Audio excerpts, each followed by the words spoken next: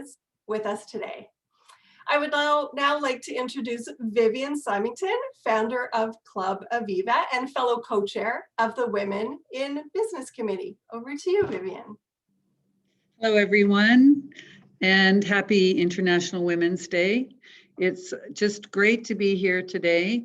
And as Andrea said, I'm the founder and owner of Club Aviva, and I'm also on the Chamber Board, and I'm a co-chair of the Women in Business Committee. And it's my pleasure today to introduce all the VIPs that are in attendance today.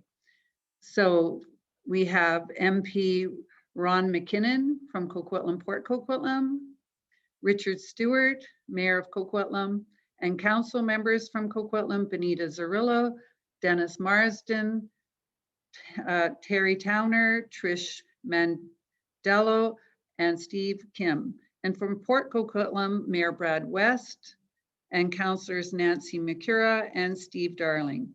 And from Port Moody, Mayor Rob Bagnamov and councillors Diana Dilworth and Zoe Royer. From the village of Anmore, we have Mayor John McEwen. And from the Board of Directors for the Tri-City Chambers, we have Chair Mary Villani, past Chair Ryan Webster, Director Andrea Jabour, Belen Welch, Jennifer McKinnon, Jennifer Wright, and myself. And from the Board of Governors, we have Catherine Ackerman, and of course, our Women in Business Committee. Myself and Andrea are joined with Carol Metz-Murray, Claire Mclean, Dana Martin, Fatma Taha, Gori Ratna, and Hima Jessica Sook, Julie Fisher, Laura Kavina, Lisa Van Rioch, and Sandra Horton, and Shelley Lynn. And then I would like to introduce the sponsors. Our event was not possible without our great sponsors. Toronto Dominion Bank,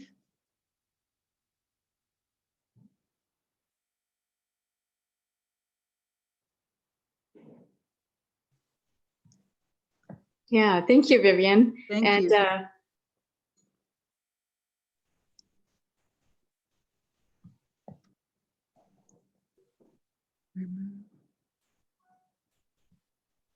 So the Toronto Dominion, oh yes, here we go. Phoenix Truck and Crane, and our virtual sponsor, Butter Studios and Tri-City News.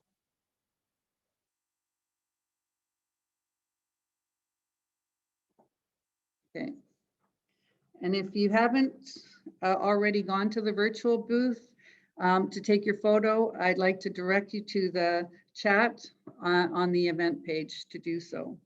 We really like to have your picture for our history, and I'd now like to invite Sumi Kuchkali, manager of the commercial credit at the TD Bank and our presenting sponsor for the International Women's Day, to say a few words. Okay, thanks. Thank you, Vivian. And I apologize in advance if you hear my neighbor's dogs barking. Thank you for this opportunity. You know, it's always been an honor for us to be part of this annual event, but particularly this year, you know, as we're all navigating through this global pandemic. But over this past year, we've seen that when women lead, they deliver results. Some of the most efficient and exemplary responses to COVID-19, locally and around the world, have been led by women. Now, some might say that COVID-19 doesn't discriminate, that we've all been impacted, we're all in this together, and we've all faced the same challenges. But we know that isn't true. COVID-19 has had a disproportionate impact on women, and that's because we're more likely to work in the highly impacted sectors such as healthcare, hospitality, or retail. And at home, women still take on more caregiving responsibilities than men. And that's forced many of us to reduce our work hours or leave the workforce altogether. So what's being done about it? Well, at TD Bank, we've been forced to challenge the whole concept of the workplace. Banking's always had a culture of face time, which meant the more hours you spent in the office, the harder worker you were. But now with work from home, people are finding more ways to work more efficiently and spending more of that time with their family. I know personally, as a new mother and someone returning from maternity leave, being able to work from home was a big reason that I was able to come back full time right away. But we're helping our female customers too, through programs like Futurepreneur Canada, a program that mentors and provides financing to women who have business ideas, but still need to work full time until they're ready to launch their own business. Or the Big Push, which is a program that accelerates women entrepreneurs in technology. So much progress has been made, but we need to be careful. Economists are saying that this so-called she-cession that we're in right now could take us back decades.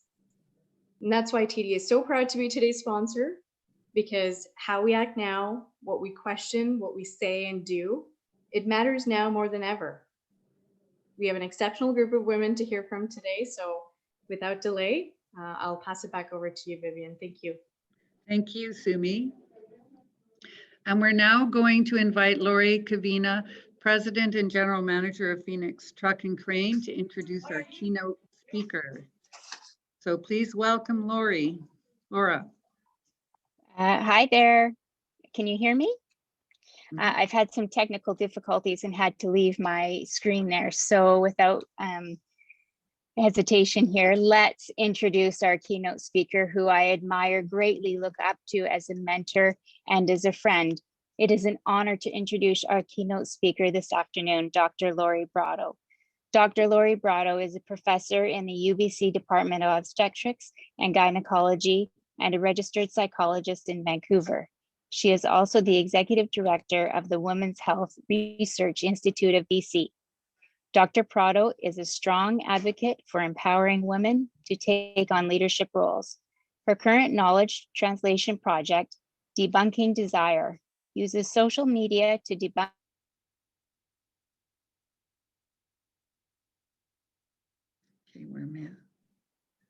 Laura, we lost you. You'll have to unmute. Can you hear me now? At what part did you lose me? She's fantastic. She's amazing. Dr. Brotto is a strong advocate for empowering women to take on leadership roles. Her current knowledge translation project, Debunking Desire, uses social media to debunk myths about sexual desire and share findings from the scientific literature on the nature of women's sexual desire. Please give a warm welcome to Dr. Lori Brotto. Thank you so much, Laura, and to Vivian and to Stephanie for welcoming me, and to Sumi for your opening remarks. I think Sumi basically summarized my entire 30-minute talk in her 1-minute take-home message. So that said, I think we're going to proceed because I do have some slides I want to show you. So I'm just going to make sure that my slides work. Thumb up if they're visible to you. They are excellent. Okay. Again, thank you so much for inviting me to speak with you today, and that lovely introduction, Laura. I have the absolute pleasure of leading our Women's Health Research Institute, which sits on the traditional, ancestral, and unceded territory of the Coast Salish peoples, which includes the Squamish, Musqueam, and Tsleil-Waututh First Nations. And I really give thanks to our First Peoples for allowing me and our teams to live, work, and play on their lands. And in particular to some of the elder women on this International Women's Day that I've had the honor of learning from and working with. So you might wonder to yourself, why do we need a Provincial Women's Health Research Institute? Well, what if I told you that it has only been in the last 20 years that women are routinely included in clinical trials, which means that the majority of medications have been tested on men with different body sizes and shapes and metabolism, and of course, different interactions with hormones. And we also know that through research carried out by our partners at the BC Women's Health Foundation, that 1/3 of BC women don't feel like their needs are being met by the healthcare system, that 3 in 10 women report challenges accessing the healthcare services that they need, and this jumps to 7 in 10 Indigenous women, and that over half of women said that they felt like that a physician had dismissed their concerns over the past year. And what if I told you that through COVID-19, women in BC were the first to be impacted by job losses to a greater extent and for longer, and that women lost 60% more jobs than men in March last year, and that women dominate occupations with a high risk of exposure to COVID-19, roles that are often deemed essential. And what if you knew that there were systemic biases in the healthcare system and health research funding system that disproportionately negatively impact women? For example, the fact that a mere 8% of our national research funding goes to women's health topics like menopause and menstruation, and that research grants are consistently smaller and for a shorter duration than grants on other health topics. To me, it's clear that we need a Women's Health Research Institute to lead the science and to advocate for equity in women's health and women's health research. And this is how I choose to challenge on this International Women's Day. So as BC's only Women's Health Research Institute, our role is not just to produce and support the science on women's health discoveries, but also really to share it, which we do regularly through public events, through a variety of social media channels, through our podcast at Women's Research, which I invite each of you to download and listen to. And why is this so important, this health communication aspect of our work? Well, a recent study led by our partners at the BC Women's Health Foundation found that the internet was a major source of health information for women. And for women under 35, and I can see you on the screen right now, it was their main source of health information. And we know that overall health literacy in the population, including among those who are highly educated, remains quite low. So as one of only 3 women's health research institutes in the country, we really believe that we fill a major gap in making new discoveries in women's health, in advocating for the equitable inclusion of women in research, and in ensuring that these discoveries fall into the hands of women in the public who stand to benefit most from them. So when it comes to COVID-19 and women, Melinda Gates told us early on that although the virus is gender blind, it is not gender neutral. And we have learned from past pandemics that women are affected more than men by the social and economic unintended consequences. As Sumi mentioned at the beginning, they bear the brunt of childcare responsibilities when schools closed and when loved ones became ill. They are disproportionately disadvantaged by reduced access to sexual and reproductive health care, and they're more likely to be on 0-hour contracts and thus more affected by job losses. Here in the photo, you see a domestic worker in Mexico City who lost her job and took up selling masks as a way to support her family. Women are also at greater risk of intimate partner violence, and there has been a horrifying global surge in domestic violence since the start of the lockdowns. The global UN chief called this the shadow pandemic. When we don't study the differential effects of the pandemic on women versus men and other gender non-binary groups, this means that political and policy responses are not gender sensitive and thus may miss the mark. What we've needed from the start of the pandemic is a gender sensitive analysis and response, but we've not seen that consistently.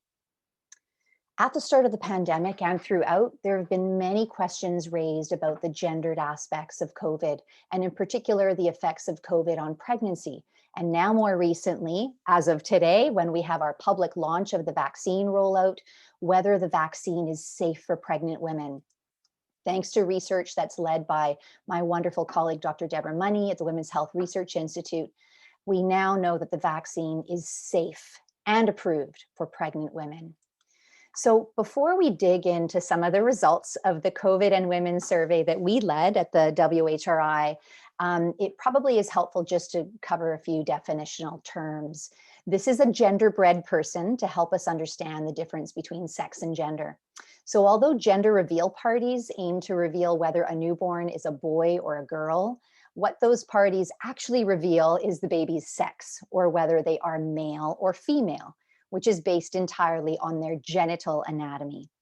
But one's feeling of who they are as woman or man or gender diverse is actually gender identity, not sex, and resides between the ears, not between the legs. Although sex and gender usually do align, it's important to note that they don't always align. So we designed at the WHRI a pan-provincial study that was intended to look at the impacts of the pandemic control measures on a variety of different factors, such as intention to receive a COVID vaccine, effects on mental health and economics, reproductive health access. And we took an intersectional lens, which means that we were interested in how gender, age, ethnicity, socioeconomic location, rurality, as well as other factors that really define who we are as multi-component people, and how it impacted all of these outcomes. The second half of our survey, we also collected a dry blood spot sample that we've been analyzing for the presence of SARS-CoV-2 antibodies, which allows us to have a good sense of how many people in the general population have been exposed to COVID and are not aware of it. In our analyses, we took a sex and gender-based approach, which means that we looked at differences by sex, male, female, and also by gender. And so you'll see some of my slides today that show those differences. And our survey closed out at 6,436 British Columbians. So here's just a quick snapshot of the survey demographics. We recruited people between the ages of 25 and 69. And just looking at the side here on the graph, you can see that yes, the vast majority of our participants were female. And that's because we drew from existing representative population-based cohorts. Given our sample size, however, we're not worried about survey bias favoring or not favoring females versus males, because we have more than enough participants to answer some of the questions that we had. We had about 3% Indigenous participants, which matches nicely population prevalence of those of our First Nations friends and partners. And you can see the breakdown by race and cultural group. About 80% were in a relationship, and yes, this was a highly educated group with 86% of our participants reporting having completed high school. We had quite a large number of participants who were healthcare workers and essential healthcare workers, as you can see by the numbers reflected on the bottom right of the graph. And about half of our participants also were struggling with a chronic health conditions, emphysema, diabetes, cardiovascular illness, and others. So I'm going to start by sharing with you some of the findings on some of our psychosocial endpoints. And throughout, we used validated measures of depression, anxiety, as well as other things. And just to orient you to the graphs, on the left-hand side, I'm showing you the breakdown by self-reported sex, male or female. And on the right, you're going to see the breakdown by self-reported gender, which you can see the men in purple, the women in green, and the non-binary gender diverse group in blue. And we had about just short of 200 individuals in that non-binary group, which we were very happy with. So this is a validated measure of depression. And what I want to point your attention to, first of all, is the sex differences and the gender differences that corresponded very closely with the phase of the pandemic lockdown. So what we found is that females more than males and women more than men reported higher rates of depression, clinically significantly higher rates of depression that corresponded with increasing lockdowns. And you can see this, the last data points, which corresponded with the most recent public health measures as of November 1st, and those quite high rates of self-reported depression. Importantly, our gender diverse groups had even higher rates. And several of these individuals fell within the clinically significant range of depression, which would correspond with a diagnosis of depression. I'm going to show you the data now slightly differently by age. So this is collapsed across gender, but looking at each different line represents a different age group, again, over the phases of the pandemic. And the take-home message here is that our youngest participants, those under the age of 40, were most disproportionately negatively impacted by the pandemic control measures on depression, with the highest rates seen among those in the 25 to 29 age category. I'm now going to show you the same outline of the data, but for anxiety. And we used a validated measure of anxiety that tapped into things such as worries about yourself, worries about your health, worries about those you care for, worries about the future, financial worries, and others. And we're going to see the exact same pattern of findings that I just showed you with regards to depression, in that females had higher rates of anxiety than males. Again, our gender non-binary group having quite significantly higher rates of anxiety than women and higher than men. And you see this tight alignment of those self-reports of anxiety that corresponded with the duration of the pandemic and also the degree of pandemic lockdown measures. And again, collapsing across gender and showing you the data by age, what we see is, once again, the youngest participants were most disproportionately negatively impacted with their self-reports of anxiety. Now, loneliness is really important, and we've heard Dr. Bonnie Henry talk many times in her daily public briefings about loneliness and encouraging people who live alone to reach out to their +1 or +2 that they feel safe with. Loneliness is especially worrisome and important for us to pay attention to, because it can be a major predictor of suicidal intention and as well as completed suicide. And we have seen, most unfortunately, increasing rates of suicide over the course of this pandemic. So in our question of loneliness, which is how lonely were you on this 0 to 5 scale, the same gendered and sexed findings emerged, with women reporting higher rates of loneliness, as well as the gender effect that we saw in the earlier data.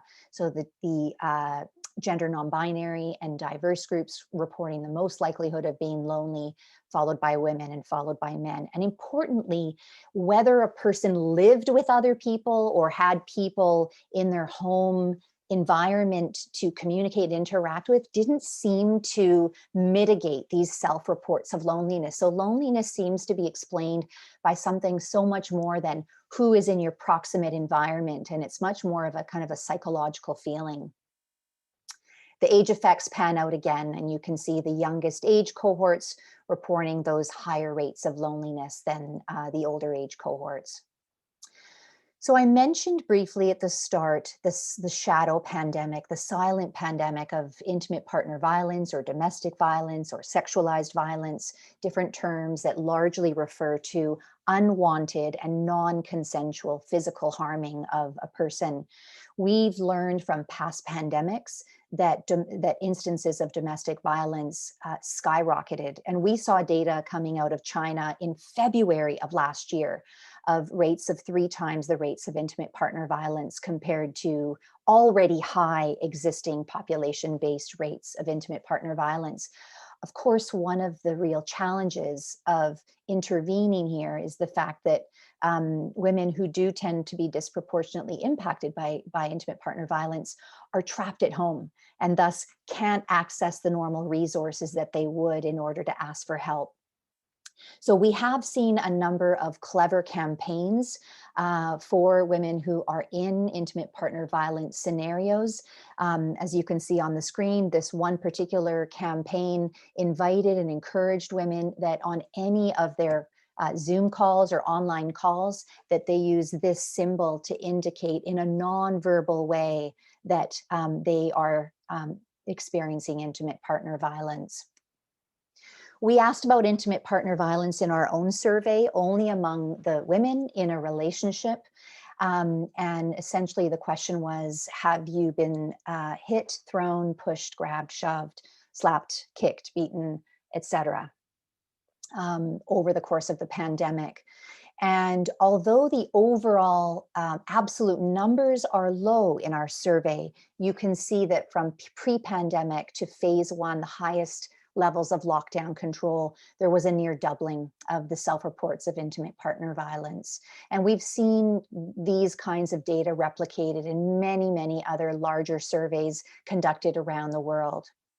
We also asked about alcohol and cannabis consumption, in part because there were reports early in the pandemic of people using alcohol and cannabis as a way of coping with mood or other changes. And so in response to the question, has your consumption of alcohol changed since March 2020? I'm going to point out to you here on the left-hand side that when we collapse across gender, about a third of our respondents under the age of 50 reported an increase in their alcohol use, and we didn't see any difference by sex. So men and women were equally as likely to report an increase in their alcohol use. When we look at cannabis, on the other hand, again, we see about a third of participants under the age of 50 self-reporting an increase in their cannabis use. But here we saw a significant difference with females self-reporting higher rates of increased cannabis use than their male counterparts in the survey.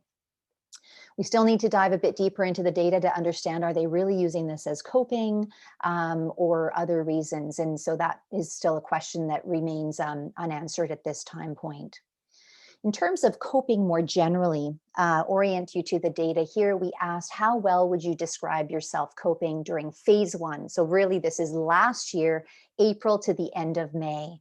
And we can see that most people, for the most part, 60% of our respondents self-reported that they were coping very successfully. But of course, you can see very easily the differences between the sexes, with females self-reporting less ability to cope than our male participants. And here are the same data shown by how many report that they are coping. Again, that sex difference there, females reporting less likelihood. And then by gender, with our non-binary and trans groups reporting even less likelihood of coping than women and men. And again, that age effect. So the youngest reporting least ability to cope and an increased ability to cope with age. So the last part of my talk, I want to focus on just a few of the economic outcomes that we measured in our study. And again, Sumi mentioned this at the beginning of her remarks. And we know that over the course of the pandemic, there were many media reports speculating that the economic effects of the public health measures would not be experienced equally across the genders.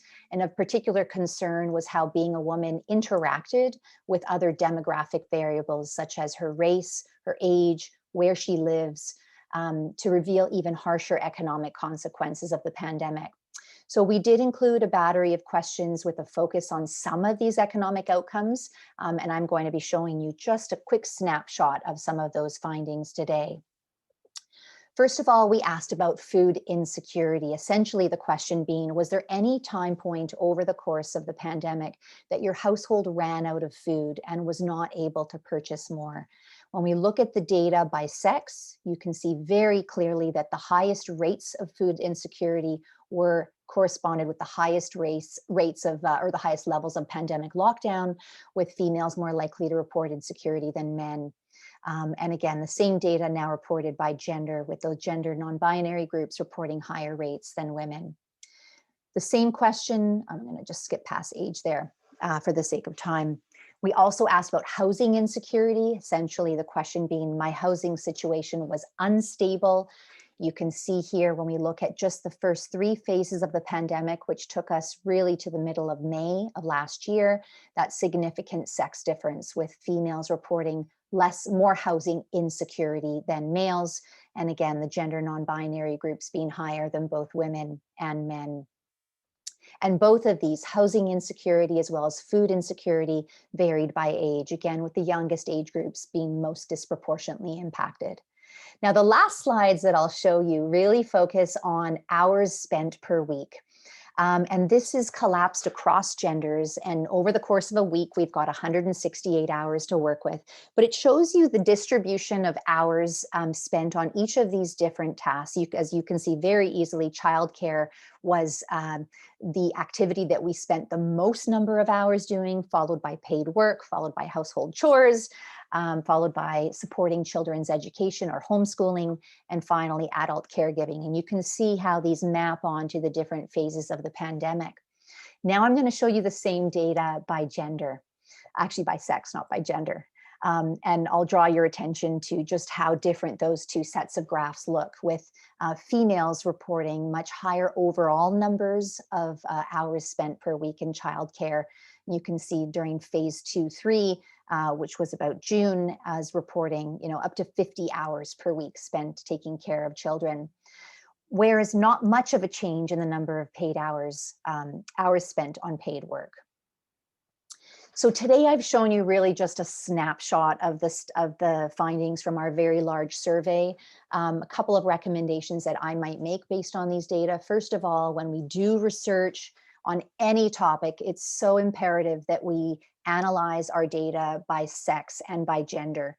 I can think of countless examples of the consequences, the unintended consequences when we don't do that.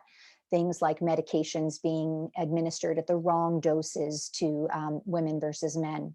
We also need to ensure that we have gender-specific mental health resources to support people, and we need to think about what kinds of mental health resources would be most important to support women and gender diverse people versus men, and tailor those resources accordingly.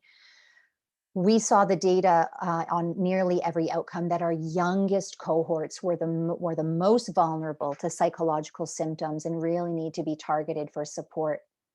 And of course, how being young and female interacts with other aspects of her identity, such as culture, ethnicity, rurality, support in the home, etc. We also need to talk more about loneliness, given its strong link with suicidality. And we need proactive awareness campaigns that target this in a preventative way. We need to bolster awareness campaigns that look for signs of intimate partner violence, and we need to ensure that women have a safe way of asking for help. We have to be aware that 1/3 of us have increased our alcohol and cannabis use, and trying to understand the reasons behind that, whether again it's for coping or for recreational reasons or for other reasons. We also need a gendered approach to housing and food insecurity and tailor our resources accordingly. Finally, many women have been working at least 2 full-time jobs throughout the pandemic, and many of us are just tired. And so we can maybe fold that into some of the questions that come up during our Q&A. And although the end of COVID is somewhat in sight with the vaccine rollout, we need to learn from COVID-19 and apply it to future pandemics. If anything is certain, it is the fact that there will be other pandemics in the future. So thank you to our entire research team, including all the students and trainees, as well as our funding agencies that made this work possible. And thank you to all of you for your attention today.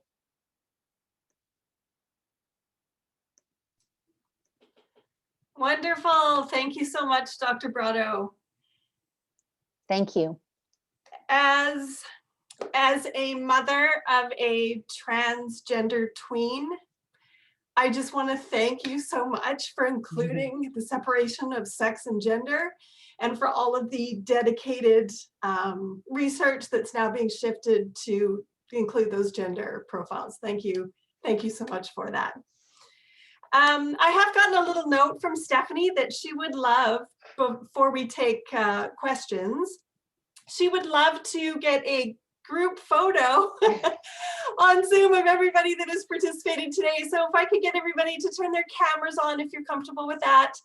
And if you could just, everyone, give a round of applause to Dr. Brotto. So thank you so much for doing that today. It's going to take Stephanie just a minute. She has to take multiple pages of people clapping. So we'll just give her a moment to do that. And while we're doing that, I would just like to say, if you would like to ask a question, please type it in the chat.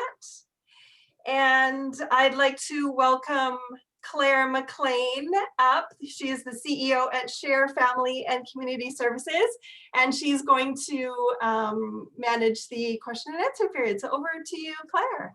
Thank you so much. And thank you so much, Dr. Brotto. That was just amazing and so impactful seeing the numbers. And I think it's, maybe I'll kick us off just as people are writing their questions into the chat, or you can always raise your hand and I'll do my best to scroll. But even if you just want to put in the chat that you have a question, I'll make sure I get to you. But maybe I'll just kick us off, Dr. Brotto, because I think it's so data like that, I think, has really helped people not question anymore that this has had a disproportionate effect. So kind of knowing that you've got lots of local leaders in business, lots of local elected officials, on this call today, what advice would you give to those of us in the community about what we can do to help mitigate that impact in our community? Thanks for that great question, Claire. I mean, I think to our decision makers, our policy makers, our elected officials, first and foremost, advocating for research and advocating for research that is sex and gender sensitive, first and foremost. As I mentioned, it's only been in the last 20 years that women have been routinely included in clinical trials. And on the topic of gender diverse individuals, it's only just beginning, like literally in the first few years. So when we have an opportunity to advocate for health research funding, ensuring that it is sex and gender sensitive.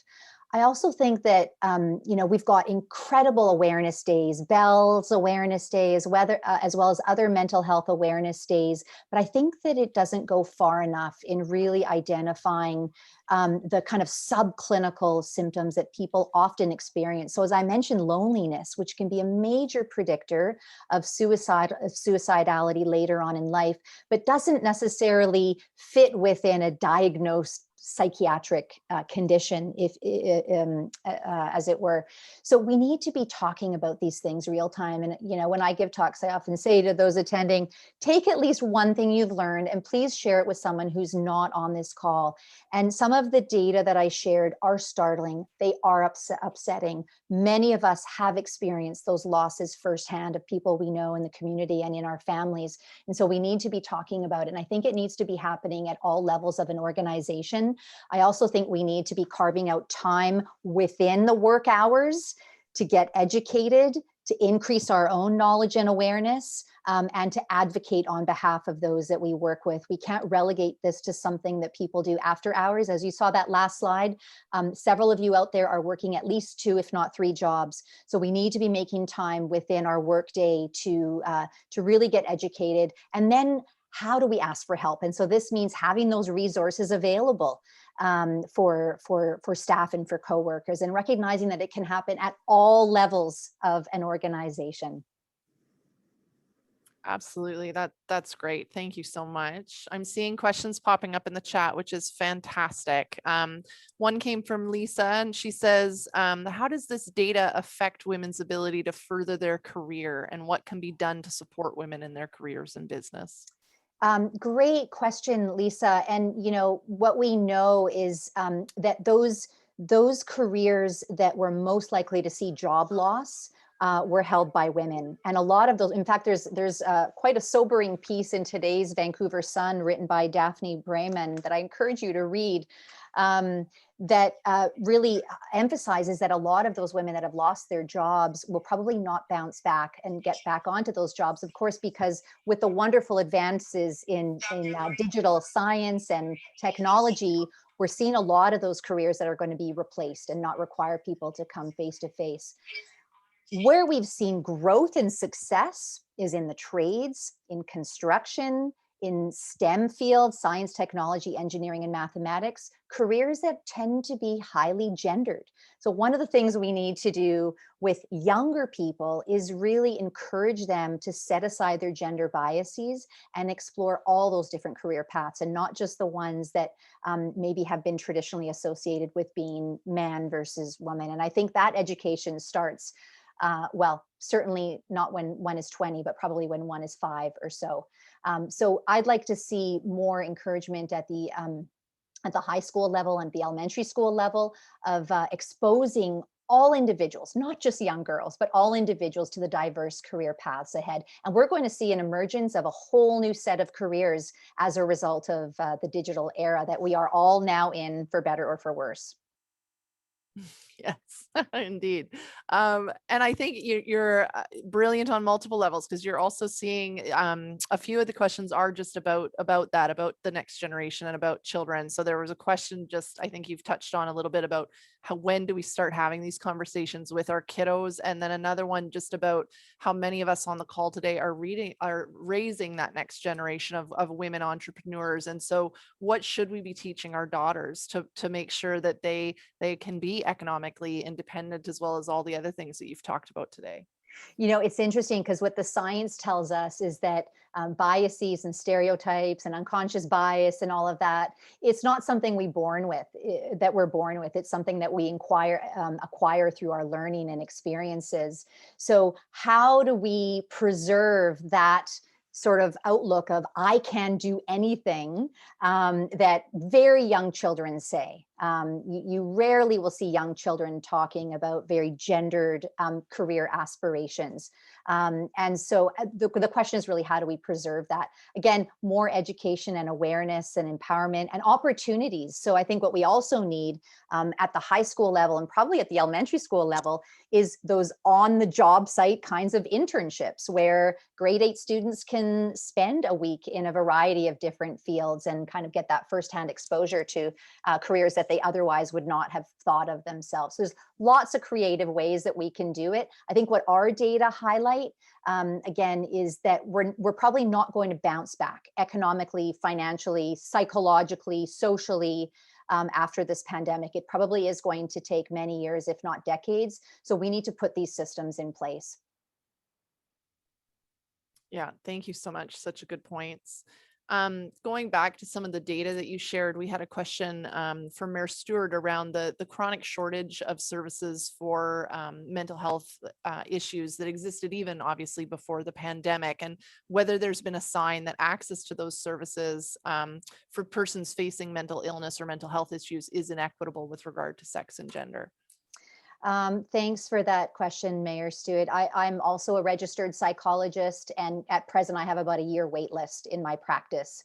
And all of my colleagues, whether they're psychologists, counselors, social workers, et cetera, are seeing similar increases in their wait lists. And simply the demand just outweighs what we can provide. And so what it does mean is that a lot of these people are suffering. And we know that with chronic, untreated psychological symptoms, it can set a person up for a lifetime of struggling with these issues. We absolutely need more. First of all, I have advocated for, several of my colleagues have advocated for much greater coverage of psychological services in our extended benefits plans. I think this should be universal and certainly not capped at what we often see in many of our extended benefits plans. We need more training of mental health professionals, and we need to make sure that these get into a preventative effort. So we've seen models around the country where in primary care offices, there might be a dedicated psychologist or counselor there for half the week, that if a primary care doc identifies worrisome signs of depression or anxiety, the patient can right there on the spot, go next door into the next office and have a very quick psychosocial assessment. So the benefit of this kind of preventative approach, it means that we can provide effective psychological skills before it gets to the point where a person is in the throes of a depression, where they're even less likely to ask for help because now they're struggling with hopelessness and helplessness, and there's many, many months of a wait list. So a lot more work for us to do on that. And this has been one of the most unintended consequences of this pandemic. Thank you. And I think, again, just thank you for the research that you're doing, because I really do think that, you know, the data helps push that conversation and push accountability on all levels. So appreciate that. I'm seeing lots of great questions keep coming in the chat, so please do keep putting them in. A question about whether we've seen a shift in men taking paternity leave from Randy, and if so, if there's been any data on that. Oh, that's a great question. I don't know the answer to that. I'd open it up to all of you. I think that's an excellent question. And as we've seen, within kind of a heterosexual context of, husband and wife and children at home, it may have been the case that she retained her work and was supporting the whole family, and that sort of shift as daycares closed with father taking over childcare responsibilities. I haven't looked at the data per se on that, but that's a great question that I'll look into when we're done. More work. More work. Another great question. We've got one from Councillor Mandeo. A report from Women in Science reported that 2/3 of women are reporting cover reactions. Can you share your insights on this? I haven't heard that term. I cover haven't either. reactions. I don't know. I'm trying to. And I'm trying to read all the Women in Science reports, but cover reactions I haven't seen. Trisha, if you want to unmute, I can't find you on my grid. Oh, COVID reactions. Oh, it's COVID. Yeah, it's COVID reactions. COVID reactions. Yeah. Do you mean in the sort of long haulers, the individuals that have these kind of persisting symptoms of COVID long after the fact? Exactly. Yeah. So that's definitely been an area of intensive research study. And, of course, as our international database of people who have COVID in British Columbia, we're very fortunate. Anyone who's had a COVID, who has had COVID is invited to be part of a longitudinal data survey where things like the long hauler expression can be tracked over time. And what we know so far is that it probably is a gendered phenomenon. Now, why is that? Is it because women are more impacted to being immune compromised or other factors? Does it have to do with gendered aspects of their life that delay recovery? We don't know. Probably both sex and gender effects are at play here, though. That's so interesting. Thanks, Councillor Mandeo, for the question. Another one, and I think, your graph that showed the hours I thought was fascinating, because I thought, oh yeah, it feels like those hours add up to way more than 24 hours per day. And so the question from Jessica is, with increasing pressure on women to excel both in the workforce and the home front, and in light of the evidence that our society continues to discriminate against women, what are your thoughts on the narrative around women striving to have it all? Yeah, we need to just dismantle that narrative. And what better day to dismantle it than on March 8, 2021, where we choose to challenge, let's get rid of that narrative altogether. I also am not a big proponent of the work-life balance phenomenon, because what we know in reality is that nothing is in perfect balance, and that when a certain area is thriving, it means some of the other balls are maybe just plateauing or falling on the ground. And I think we need to be okay to have these conversations, particularly among women in leadership or other influential positions. So one of the things we've done at our research institute for our trainees, we also launched a big trainee survey to look at the negative impacts of COVID on trainees who could no longer travel for conferences, whose funding was taken away, whose research programs were taken away. And one of the things that the trainees wanted to hear from us in leadership was our struggles, our failures, all of the sort of darker sides of academia and leadership. And I think it goes a long way for those of you who are in those influential leadership positions to say, yeah, I struggle. And that there may be a perception that I have it all together, that I have work-life balance, but I struggle in multiple areas. And to be validated in that way is so incredibly powerful. It's worth more than any other kind of discussion. So I think we need to be okay with our own vulnerability. And sometimes as leaders, we're not okay with vulnerability. We think that vulnerability is incompatible with leadership. That's not the case whatsoever. And there's been a ton of science that show that some of the best leaders are the ones that can really be candid about their own vulnerability. So yeah, let's just dismantle that notion of having it all together, not just for women, but for everyone. Amazing. I love that. I am cognizant of our time, and I think we've made it through the questions in the chat. So maybe I will thank you so much again, Dr. Brotto, for your amazing talk, and I'll turn it back over, I believe, to Sandy now, I think. Great. Thank you very much. Sorry, Andrea. No problem. I'll play Sandy for the next minute. So thank you again, Dr. Brotto. Thank you for joining us today. I really enjoyed your talk. Thank you again. And before we welcome our next speaker, we'd like to give out a door prize. And our first door prize is a wine basket donated by Vivian Symington, Shelley Lynn, and Sandra Horton. And the winner of this lovely wine basket is Colleen Penrowley, who I believe is in the participants. Yes, I see her there. We do have a couple more great prizes to give out, and we will follow up with the winners after the event to schedule time for the prizes to be picked up from the chamber office. So I would now like to invite Sandy Horton, Executive Coach and Business Transformation Facilitator at Sandra Horton Collaborations, to introduce our next speaker for today's event. Please unmute yourself, Sandra, and over to you. Awesome. Well, thank you again, Dr. Brotto. What an exceptional and powerful, content-rich presentation. I now like to invite an amazing friend and colleague, Angela Calla. She's the one and only Tri-Cities Chamber Recent Business Leader of the Year. Truly exceptional. Angela is a 16-year award-winning woman of influence and mortgage expert, and she's ranked as the top 10 brokers in Canada for multiple years in a row. And this next point is exceptional because in August of 2020, she surpassed over $1 billion in funded personal mortgage volume at the young age of 37. That is exceptional. I had to bring that to let everyone know. Thank you. She educates and empowers individuals on the Mortgage Show. She's hosted for over a decade at CKNW AM 980 on Saturdays at 7 p.m. She's also the best-selling author of The Mortgage Code. And importantly, she gives proceeds back every year to a different nonprofit. That is so exceptional.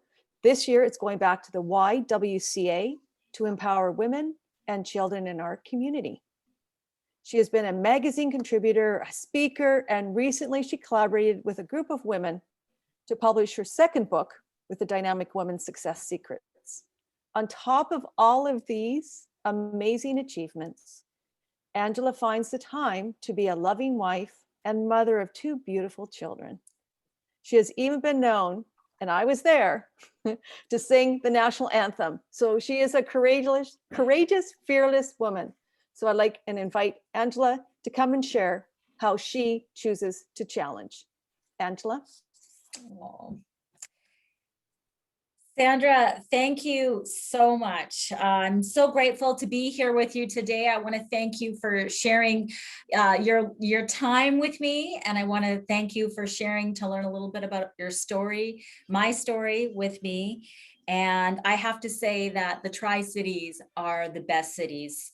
I have met some of my best friends through the Tri-City Chamber of Commerce, and we have all lifted each other as we've continued through this journey to make our community the best that it can be for our families, for our nonprofits, and to live, work, and play in. So it's such a pleasure to be here with you today and to share some information.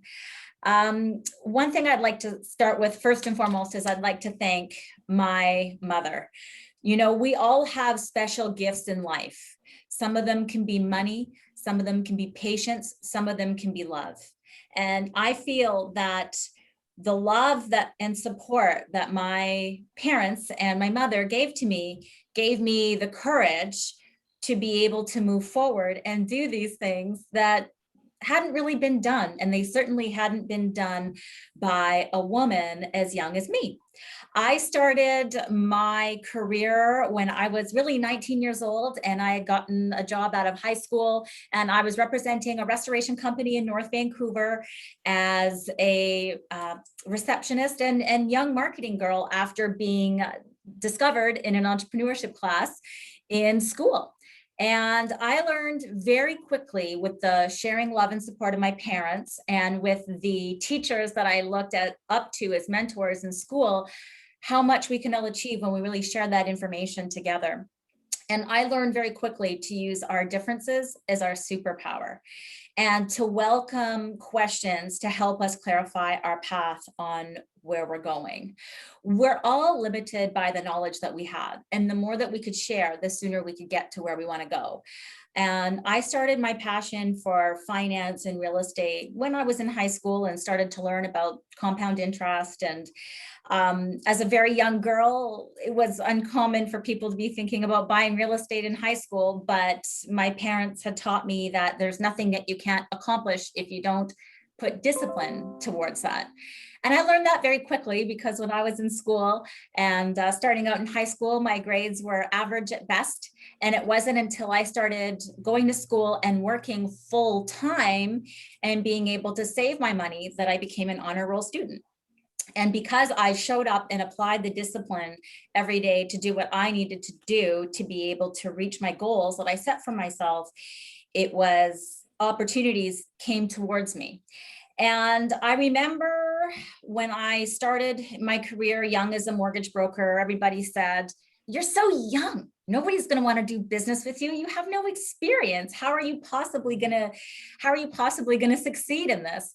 And I thought, well, I'm young, but I have experience. I've saved money for a down payment. I've purchased my first home while living at home with my parents. Why not me? I deserve to be at the table where decisions are made. And it's at that table where we were watching television and we were seeing all these people who were quite mature and male, and they were educating people about mortgages. And as a young woman, I thought, wow, well, this person has decades of experience, but I don't feel that that relates to me. I deserve to be at that table too. And we don't have to look far with the incredible women that we have in our community and the wonderful women in media, such as, Oprah and Mel Robbins, to understand, and RBG as well, to say that why not us? And so with that in mind and nothing else, I recall my first, I guess, quote unquote, magazine article that I had written. And it was at that time where I had determined that that person on TV educating Canadians about how they can buy a home and how they can take the fear out of financing should be me, because I didn't feel that I could necessarily relate to the people that were on there. And I knew that there was young people like me that wanted that guidance from someone that they could relate to. So I didn't feel that it was competition. I just felt that I should be there too. There's no reason why I can't be there. And I got everything thrown at me. You have no media training, you're really young. And it wasn't until I got a call from the first reporter on breakfast television that said, hey, I read your article. I think it's great. Would you come and join us? And boy, was I nervous. But I learned very quickly, which is the second point that I kind of wanted to bring into the talk today, that changing your mindset of fear into excitement for a new opportunity is another superpower that we have that can really help us eliminate our own limitations and move forward in it. I knew I didn't have media training. I knew I didn't have 30 years of experience, but what I knew is that the experience that I had was going to be important to others, and that I had information that could help people really succeed and empower themselves in their journey. And so without further ado, I got the opportunity to be a contributing guest, join them on morning shows. And again, when you continue with that same discipline of doing everything that you want to do and what needs to happen, the opportunities come. And when you set your core values in terms of everything that you have, being able to contribute to others, those other opportunities find themselves. And we don't know how those opportunities are going to arise. I never thought, well, I want to be an author. But what I did think was, I want to find a way to be able to share the experience that I have in a relatable way to consumers that will help them on their journey. But I also want to find a way to bring everyone else with me. I want other people to be excited in this project, because this project isn't just about me. This project is about helping nonprofits in our community. It's about showing that you don't have to be the wealthiest person in the world to be able to give the most amount to people. What you think could be small in terms of bringing someone with you or lifting others up can be the best thing that they needed to help them move forward, and can inspire others to give just a little more too.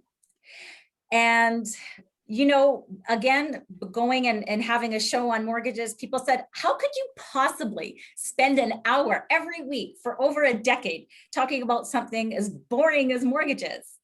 But it's not about mortgages. It's about people. And it's about how you're impacting them in their life journey. Because we're all going through different things at different times. And the numbers and the terms, that's very easy, that's very factual. But being able to help people navigate things and taking the fear out of economic change, health changes, different life circumstances, it's those people that inspire you and those stories that continue to help you take the fear out of finding the way that you can connect most with others. There's never been a better time to be able to share whatever your superpower is, because each and every one of us have something. And don't forget that whatever it is that you give, it's everything to someone who needs your support. So I've always found myself as someone open to share anything about the journey, and to always utilize the stories of people to be able to bring people together and take the fear out of whatever decision they're going to move forward with excitement. So thank you for joining me, and I'd love to hear your questions to see what I can do to collaborate with you. Great, thank you, Angela, so You're much. welcome. I love people and stories are such a, you know, relationships. I don't think we as women put a lot of onus on the relationships to build business relationship. And I love that. I think we always say it, but obviously you are somebody who actually does it. So thank you. Thank you so much for that. Thank you. We are going to give another door prize away. Our next one is a $50 Safeway gift card, and that one was donated by Scotiabank. And the winner of that is Anila Massey. So Anila, congratulations. Somebody at the chamber will be in contact with you to pick up your prize. I would now like to invite Hema Bhatt. She is the Vice President of Natural Oil Services, Inc., to introduce our last speaker. Please welcome Hema. Thank you, Andrea. It is my pleasure to introduce Sonia Andhi, my friend. And Sonia does a lot of work, amazing work in the community. Sonia is a counselor with Family Services of Greater Vancouver and has a private practice of counseling. As a mental health specialist, she has presented workshops on diversity, anger management, and trauma-informed education for the Surrey School District National Social Justice Conference 17. Sonia has spoken at the Me Too rally and the Women's March in Vancouver, as well as the Montreal Massacre in Surrey. Sonia is the founder of Shakti Society, a non-profit empowering women and families, and Shakti Awards, founded in 2000 to recognize women who have overcome challenges in their lives and show strength and courage in excelling in their fields. She recently founded the Shakti Film Festival to showcase films made by women and about women. Please welcome Sonia. Thank you very much, Hema. Thank you for your kind words. And good afternoon to everyone. So before I start my talk, I'm going to invite you to a short grounding practice. Now, as I'm a counselor, I like to center myself when I meet someone, and I encourage them to also ground themselves, bring themselves into the present moment. And I don't know if this is your lunch break. I'm actually in another workshop, so this is my lunch break. So yeah, let's just bring ourselves into the present. You know, we as women, we wear multiple hats and we're doing so many things. So take a deep breath, a few deep breaths, connect with your soul, your heart, your breath, and just check in with yourself. You know, you can close your eyes if you like for a few moments, or you can keep them open.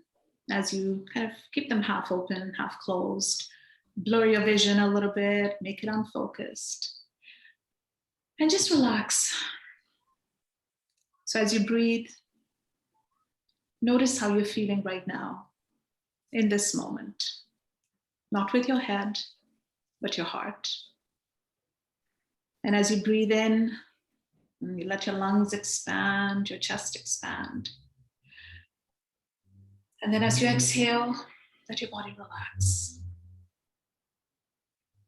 And as you continue to breathe, I invite you to take yourself to a younger you, where you see yourself as a child, a teenager. Where did you grow up? What is your life like? What are things that bring a smile to your face? What are things that make you sad? How would you describe your life?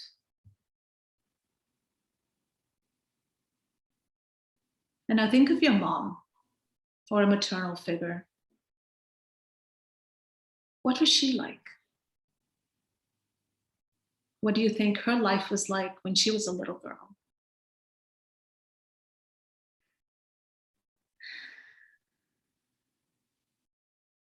And now think of something that makes you happy. And you can slowly let that vision fade away as you bring yourself back into the present moment. And so as you open your eyes and as you listen today, I invite you to remain a little more authentic, a little more vulnerable, as has been said already, and a little more open. So my name is Sonia Andhi. I'm from India, from a place called Shimla, which used to be the summer capital of the British, from where they ruled half the world, including Canada, for nearly 100 years. I grew up in post-colonial India, which still had a lot of remnants of the English way, and they still remain. And my father was a freedom fighter. He dedicated his life to freeing India from the Raj, which is British rule. So people would ask me, and they still do sometimes, why I don't speak with an Indian accent. It's because I went to one of the many Irish and British schools in Shimla. So the school that I went to was Loreto Convent, Tara Hall, an all-girls school. And I didn't recognize my privilege of learning English from a young age, and that too with an Irish lilt, till I came to Canada and I realized that something I'd taken for granted was a huge advantage as I settled into this largely English-speaking country. But that's kind of where my advantage and privilege ended. In some ways, I mean, I still have to say, as an able-bodied, young, cisgendered, heterosexual, married woman, I still have a lot of privilege and advantages. So I came to Canada in 1987 after I got married to the love of my life, who had settled here. He's from India as well. And I just finished college, I got my BA, and I had stars in my eyes of what my life would look like in this foreign country, the promised land. So I wanted to pursue further education, get a master's degree, maybe a PhD, teach at a university, maybe get into law. But I found out pretty quickly that higher education is not for everyone here. It's quite expensive, unlike India, where it's almost free for everyone. And also I found out that I would have to repeat my BA because it was evaluated, or let's say, devaluated to a grade 12. So my 4 years of university amounted to nothing according to Canadian standards. And that's the story of most immigrants and refugees, where doctors, engineers, teachers, people with PhDs are reduced to people with a strange accent and no Canadian experience. So without getting into a lot of details about what my life has been like, I will tell you that as a woman of color, it has been tough. So when I asked you to go inward and connect with yourself or inner child, I did that to remind you. I did that to remind you and myself of who we really are. You know, outwardly, I am this relatively successful woman who has it all, well-spoken, recognized in her community. But every day I struggle with thinking about how am I going to present myself today? With seeing how much space can I take? How loud can I speak? What tone can I use? What questions can I ask? Or can I ask them? Can I look someone in the eye? Or should I keep my eyes downcast? Because even within my own culture, I have to gauge what position I can take. So because my BA was reduced to a grade 12 and I did not have the means or the interest in going back to school to learn something that I could have taught, I looked for work. I wanted to be a radio announcer, a DJ, because I'd done that for All India Radio in my school and college years. But my accent was too foreign, and the only jobs at that time that I could get were working at a friend's Indian restaurant. And then I moved up the ladder, so to speak, to work at 7-Eleven, Safeway, Sears. And then I did the odd community projects. And that's when I founded the Shakti Awards, because I was working at some transition houses. And what I was hearing at that time were a lot of stories in the media about South Asian women being in abusive relationships, being abused, and them being helpless. Yet what I was hearing or what I was seeing were women who, despite all the abuse and challenges that they faced, were resilient and were showing a lot of strength and courage, which is what Shakti stands for. So I founded the Shakti Awards to honor those women, the unsung heroes, you know, the common women, not the ones who already have a name and the recognition, but really just the everyday woman. So despite all of that, I really didn't feel like I had a career until about 15 years ago when I decided, you know, I have to go back to school. I have to get a degree. So I did. I got my BA. I got my BA in social work. And then I got my master's a few years later. And I did this while raising 3 kids, working a job or 2. And I remember there were times when I would work the graveyard shift. I'd come home, take my son to school, and I'd sleep in the car until it was time to pick him up because I didn't want to waste gas or time driving back and forth.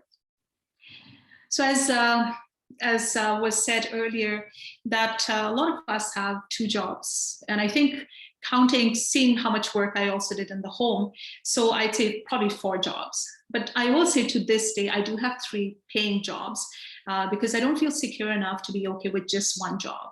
And also, who am I kidding? You know, if I worked just 1 job with my master's level education, I'd be making less than my son, who after grade 12 got his lifeguard certification and he worked at the local rec center. And isn't that the tragedy for a lot of women-oriented jobs, especially now when we're looking at a lot of frontline essential service jobs. And these are mostly jobs that are traditionally held by women, where we're overworked, we're underpaid, we're underappreciated. And in my practice right now, I can't tell you how many women I'm seeing right now who are working as nurses, teachers, childcare workers, care aides, and they are doing the work of at least 1.5 workers. And they cannot afford to take time off because there's no one to cover for them. I was talking to someone who works at a childcare center, and she's burnt out. And you know, she can't take even a sick day because she said, if I do, at least 6 or 7 families are going to be affected because they will not be able to send their kids to the daycare. And so she carries on. And so we carry on because that's in our nature. So of course, I can tell you a lot of stories of what I've experienced. And as I'm sure you could also tell numerous stories. But here's the thing. We live in a patriarchal world where, sure, not all men are bad, but men benefit from the status quo. So there's a hierarchy and women are at the bottom. And then beneath that are women with disabilities, women from LGBTQ communities, trans women, Black women, women of color, Indigenous women. So yes, in the women's movement, we have come a long way, and this is 2021. We're well into the 21st century, but we really can't be complacent anymore because we still have a long way to go. So even when we talk about feminism, let's say, we really have to look at what does that mean? Because feminism isn't just about women's issues. If you're not concerned about racism, about poverty, about gender identity, homophobia, class and caste issues, you're not really a feminist. Also, if we're going to talk about the women's movement, we have to look at justice. We have to look at equality, equity, and freedom for all, but especially for those who have been marginalized due to some people's privilege. And I read about this, about how when you break the glass ceiling, it is other women who will be cleaning up the shards of glass. So some of us who are more successful than other women, we have a responsibility to bring our sisters in from the margins, and we have to create a just world for all. We have to think about who has been marginalized historically in political circles, culturally, socially. So now some of you may know that I ran for the school board in Surrey in the last civic election, and it was a lot of work. It was exciting and exhilarating, very challenging, very scary. And as you probably know in politics, there's a lot of the work is about fundraising. You have to raise a lot of money. And so you're calling up people, asking for donations. And so I'd be doing that. And obviously calling a lot of successful businessmen and women. And sometimes they play hard to get, so you have to call them several times.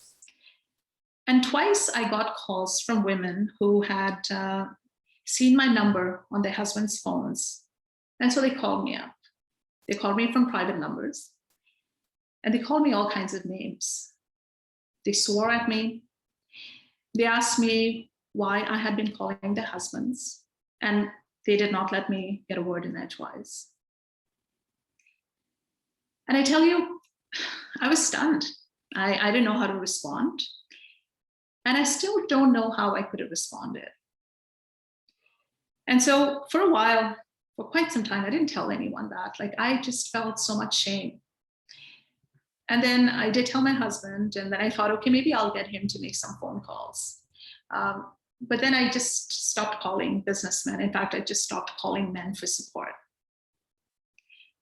And of course, there's so many other stories when you're running for office, and as a woman, you realize all the barriers and challenges that you face.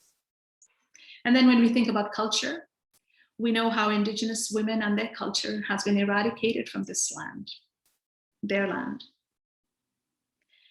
So even as we talk about freedom and empowerment, we have to create safe spaces where women can feel free and empowered.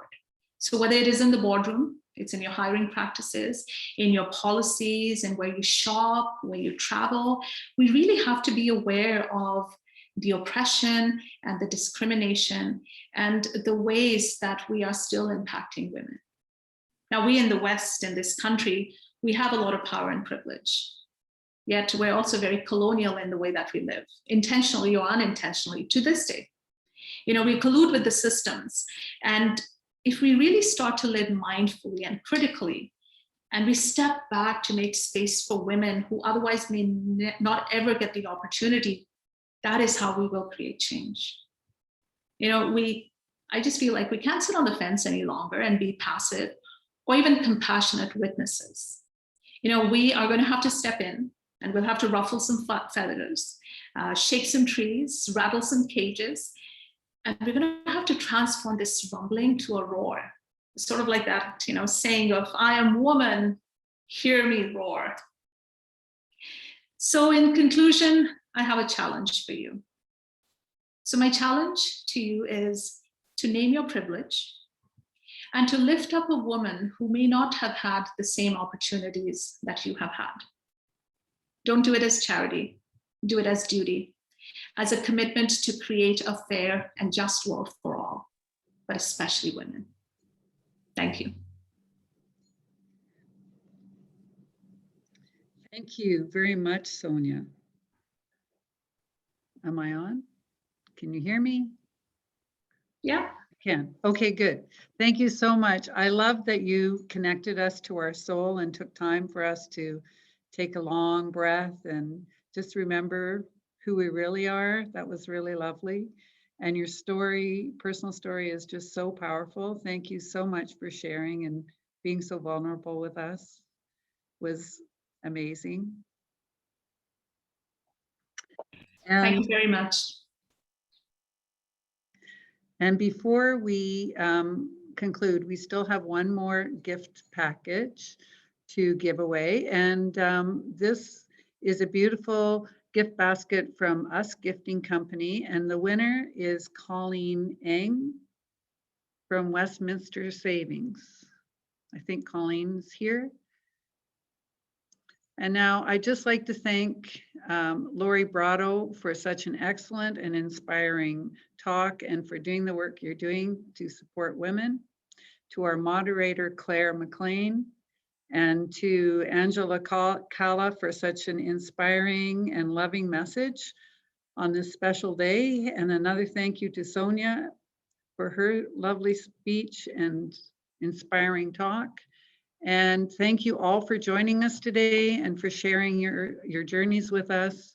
And on behalf of the Chamber, we would like to thank you all for attending and celebrating International Women's Day with us. Just mention that we have some upcoming events before we leave. Monday, March 15th, there's a town hall with Jamit Singh from the leader of the NDP. And March 22nd, a golf tournament for 2021 at Ledgeview Golf and Country Club. And on the 25th of March, we have Munch and Mingle. And March 29th, we have Coffee Talk with Mayor Bagramov. So thank you all for coming and have a wonderful rest of your day. Bye, everyone. Thank you, Vivian. Thank you, Andrea. Thank you, Women in Business Committee, and Stephanie and Chloe. You're amazing. Thank you for everything that you do.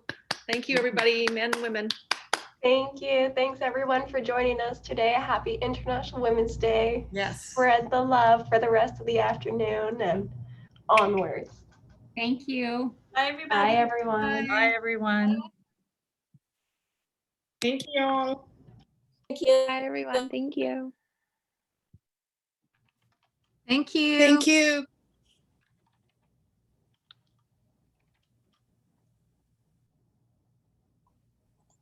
Thanks for joining us, everyone. Have a good one. Bye, everyone.